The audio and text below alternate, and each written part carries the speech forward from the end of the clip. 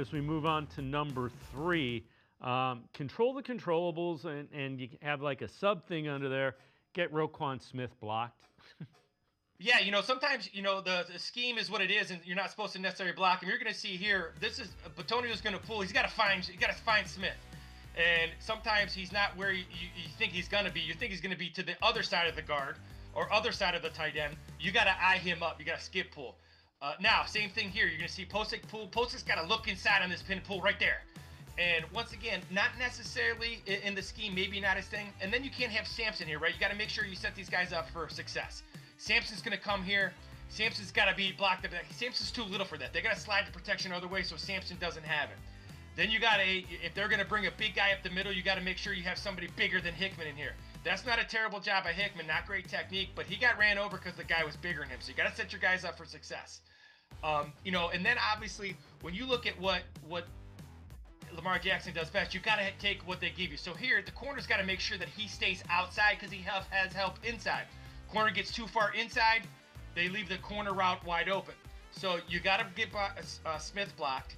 You got to make sure you set your guys up for success. And then you got to make sure that you do the things that you can control. Get lined up right. Make sure that your guy, know where your help is, especially in passing downs. That was a classic example of I got safety help in the middle. I got to make sure that I stay outside. The motion brought him in, and they won with motion there. So the Browns have to control the controllables. Lamar Jackson's going to make his plays.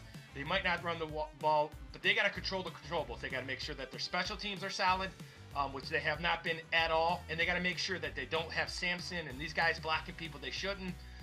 It's just one of those things. When you're struggling, all these things become magnified. So they got to make sure they control what they can control, regardless of what the Ravens do. So you kind of mentioned our 4th point during that a little bit. Set your guys up for success, not failure. So take us through that. Well, when you look at these guys all have skill sets that they have. And when you have skill sets, you have to make sure when you look at Sampson's a third down back. He cannot block a linebacker. So if you can slide your protection where the guard is in charge of picking up the backer, and because they're a multiple front team, if the center's uncovered, the center should pick up the blitzing backer if possible. Now, they do things to make sure they try to isolate Sampson. That's why Sampson's having trouble getting on the field. I think it's because of his ability to pass protect. Not because he won't throw his nose in there. He's a super tough kid. It's that he's undersized. When you look at, making sure that the punt, your special teams, making sure you have starters on there. If those guys aren't getting it done, especially on punt coverage and kickoff coverage, you got to make sure that you set that defense up for success. Just put your guys in the right position at the right time. If you lose and you control what you can control, you do the best you can. You get your guys touches that need touches, and you lose. That's okay. But sometimes as coaches, we lose and we didn't do everything. We didn't control everything that we can control. That's frustrating. I think the Browns have done a lot of that this year. I hope they're going to start cleaning that up as they move forward. So what do you do if you're Tommy Rees with Dillon Gabriel? Obviously, the first time it was Joe Flacco. So again, they've seen 5 games of Dillon Gabriel. I'm sure they will have some things. What do you look for Tommy Rees to try to do with Dillon Gabriel? Well, obviously they're going to, they're a very well-coached team. With Joe Flacco, they thought he was going to stretch it more down the field. If they're going to give them a checkdowns, you take it. You never, as my dad used to say, never, ever, ever pass up a free meal. And what I mean by that is that they give you a check down, take it. And now if you don't get to those impactful plays, that's okay.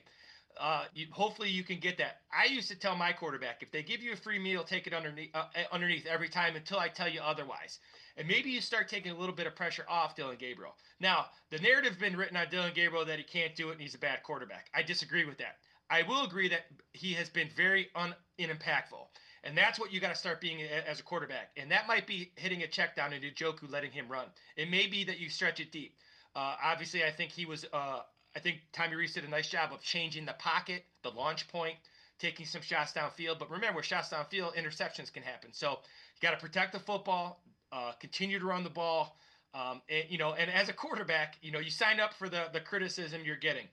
I believe in Dillon Gabriel. I also believe in Shedeur Sanders. But the people around those guys have to help. And Shedeur Sanders is not playing right now. And I heard Dan Orlovsky say yesterday, he's not doing something in practice. And I truly believe that. And I think they're helping him get to that point where he can get out there and give himself a shot. they got to protect the football. They got to continue to help that defense, and he's got to play better. And that's part of his too. He's got to hit open guys, take those layups when they're there.